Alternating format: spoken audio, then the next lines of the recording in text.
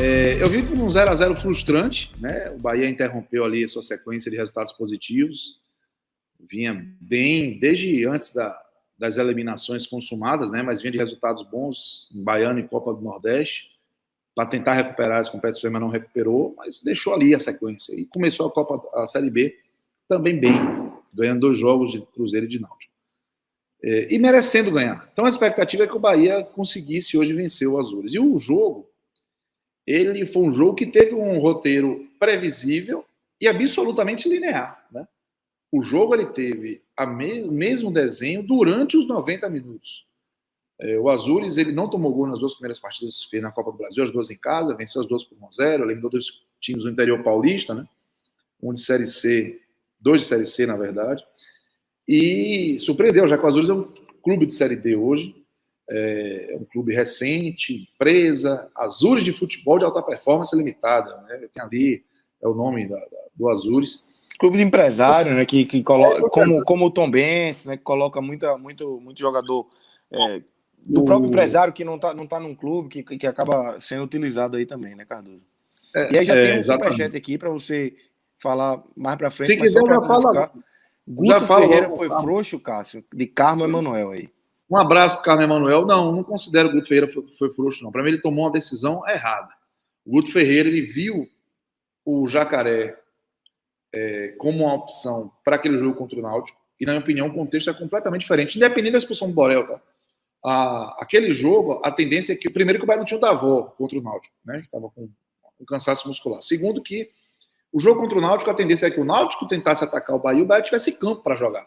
Nesse contexto, o Vitor Jacaré funciona muito bem. Hoje, o Guto Ferreira insistiu com a formação do Vitor Jacaré como o jogador a cumprir a função que o Rodallega cumpre, mesmo o Vitor Jacaré tendo características completamente diferentes. Só que o Azures é um time com 2 zagueiros altíssimos, um time que veio todo compacto atrás, para ficar atrás, para fazer o tempo passar, e não deu espaço para o Jacaré. Então, o Jacaré foi um jogador que não contribuiu tanto com o Bahia. E, para mim, isso vai para as costas do Guto Ferreira, porque hoje o Guto Ferreira tinha, por exemplo, o Matheus Davó, que, por característica, se aproxima mais daquilo que o Rodallega faz.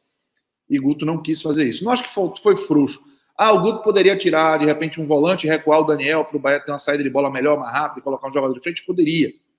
Acho que isso seria a grande questão. Não acho que passou por isso. Não acho que faltou ao Bahia qualidade mesmo ali na frente. Faltou também uma característica que só o Rodallega tem no time e ele não estava disponível. Mas frouxo não. Eu não acho que frouxo foi a palavra, não. Acho que talvez, se você chegasse ali no conservador, talvez eu fosse com você, até porque Guto, ele deve ter pensado, tem jogo de volta, e se eu tomo 1-0 aqui, vai ser a situação muito mais complicada, né? Então, esse 0-0 dá o direito de Guto pensar como quer jogar lá, né? Ele até falou na coletiva que ele acredita que o time vai jogar em Pato Branco, o Azures, vai repetir a postura. Eu acho que jogando em casa não vai conseguir ser exatamente como foi hoje. Hoje a torcida marcou presença, 12 mil pessoas, tinha um campo bom, vinha numa sequência positiva, estava jogando tudo favorável para o Bahia pressionar. O Azures, ficou. O Azures comemorou, tá? Bom lembrar quando saiu o sorteio e o adversário foi o Bahia.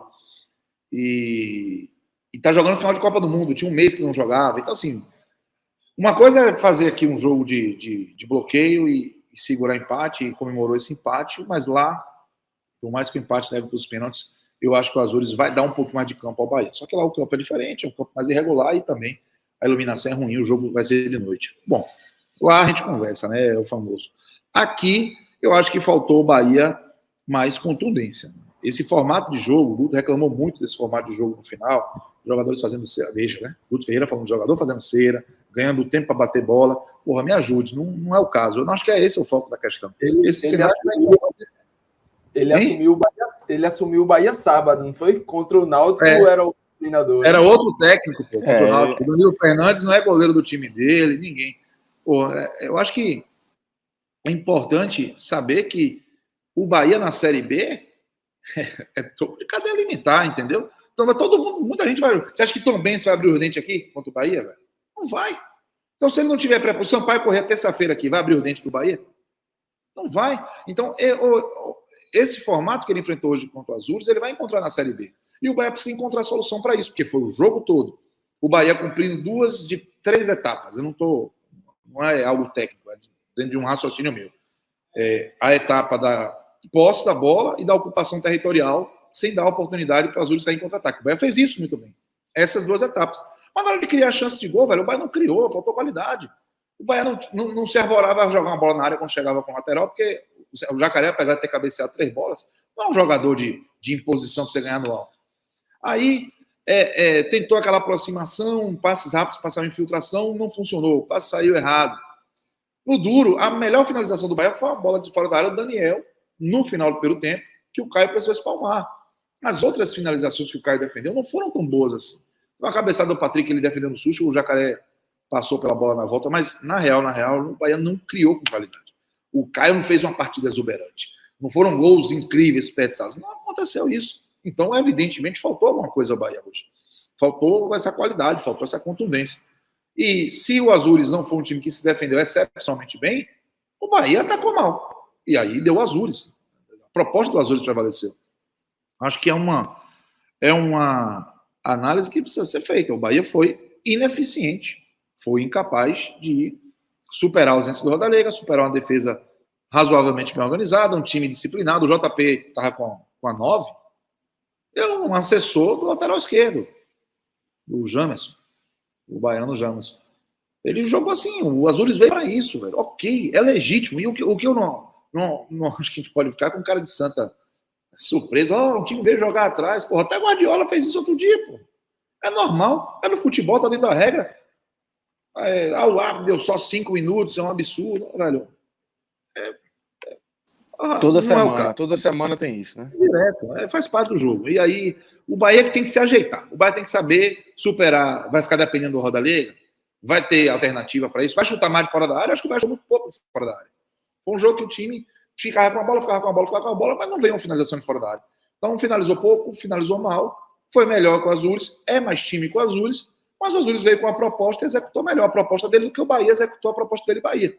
E aí o Bahia vai ter um carvão molhado para abanar, que é superar essa empolgação do time paranaense. O Azures trata o jogo como final de Copa do Mundo. Está vislumbrando a possibilidade de passar de fase, porque a etapa mais complicada desse confronto foi vencida. Saiu vivíssimo daqui de Salvador. Agora, quando chegar o dia do jogo, cabe ao Bahia saber lidar com isso. O Bahia é mais time. O Bahia não pode tratar como normal uma eliminação para o Azures, por mais que o primeiro jogo tenha sido 0-0 na Fonte Nova. Aí é saber lidar com essa situação e colocar essa qualidade em campo. Se dia 10 de maio, de repente, tiver o Rodalega, o Bahia ganha muito. Mas hoje, o sentimento de frustração, e é um sentimento de frustração, principalmente porque o resultado foi justo. Porque o Bahia teve a bola, o Bahia dominou, mas o Bahia não foi eficiente para botar a bola dentro do gol. Não é nem que o Bahia não chegou a empilhar chances claras. O Bahia, na verdade, nem criou chance para isso, né? Nem teve chance. Como o Cássio falou, né, em algum momento do comentário dele, mencionou a finalização do Daniel, que de fato foi a melhor do Bahia na partida. E veja, foi uma finalização de fora da área, com a área da entrada ali, da meia-lua, mais ou menos, né? Com a área do Azures preenchida, sem ser um lance aberto, sem ser um lance claro.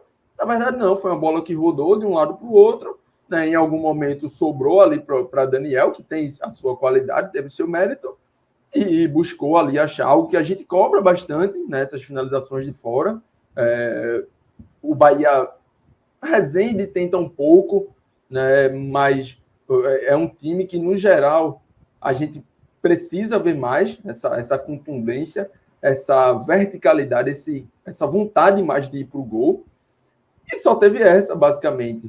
E aí, fora isso, não tenho que discordar de você e de Cássio, de que o Bahia teve bola, o Bahia teve território, mas ficou por isso. E aí, né, trazendo a pergunta do superchat do amigo Carmo Emanuel, sobre Guto Ferreira, perguntando se foi frouxo ou não. E aí foi uma pergunta para Cássio, mas eu acho que vale trazer para cá, porque assim como o Cássio, né, eu não acho que Guto foi frouxo. Mas aí entro no mérito do achar que foi um erro de leitura. Eu entendo, não vou ser, já que não tem Rodalega, e já que na última partida a opção por Jacaré deu certo, né? Lógico, dentro de todo o contexto de uma expulsão cedo, mas o Bahia já tinha o placar, já tinha 1-0 ali e teve até chance, se não fosse o árbitro, né, no caso a Bandeira, de ter feito 2-0 naquele jogo contra o Náutico. E aí você olha para aquela estratégia e pensa, poxa, deu certo, vou manter, vou trazer para hoje. E aí é o que eu acho que foi o erro primordial de leitura de Guto e da sua comissão. Era claro que o jogo se mostraria diferente. São adversários de patamares diferentes. O Bahia estava hoje em casa, enquanto na última sexta estava fora de casa, né?